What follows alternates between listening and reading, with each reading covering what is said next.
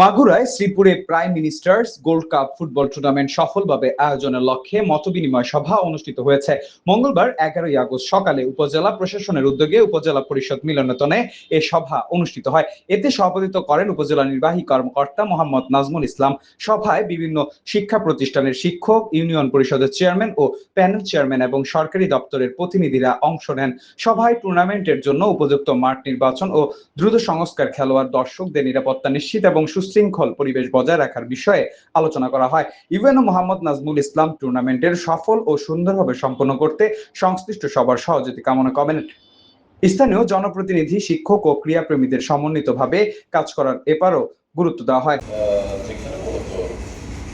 আয়োজন করা হবে অগ্রাধিকার ভিত্তিতে চারটার বেশি হলে আসলে সমস্যা নাই, তো চারটা মিনিমাম করতেই হবে।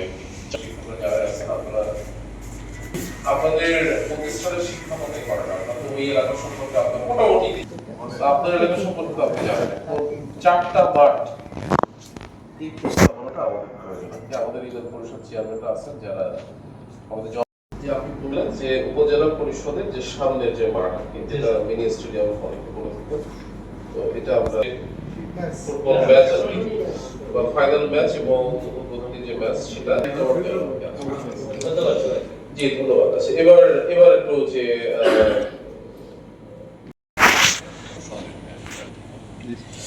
জি জি এরপরে যদি আপনারা একটু বলি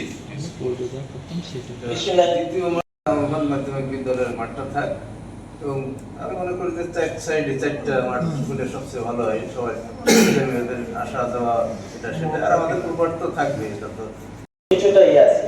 তো সেই ফাইনাল খেলাটা এখানে হবে কিনা এই বিষয়টা সবার মতামত নিয়ে করবেন স্যার। মাঠ নির্বাচনের ক্ষেত্রে আলোচনা সাপেক্ষে যেটা দেন সেটাই চূড়ান্ত হবে। সরকার কোনো ভালো মাঠ নেই, আমার মাঠটা মানে ভালো মানুষ স্যার, এবং 3 একর জমি আছে স্যার।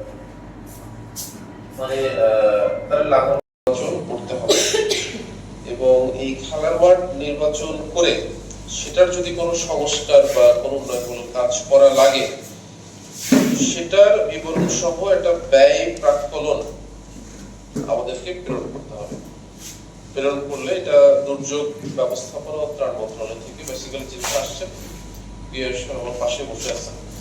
তো এই আমরা সংস্কারের মাঠটা নির্বাচনটা জরুরি এবং মাঠটা আমরা সরজমিনে গিয়ে খেলার উপযোগী করতে মাঠের কি কি করা লাগবে, কোন কোন সংস্কার বা কোন কোন কাজ করা লাগবে, এটার প্রাক্কলন করে আমরা মন্ত্রণালয় প্রেরণ করলে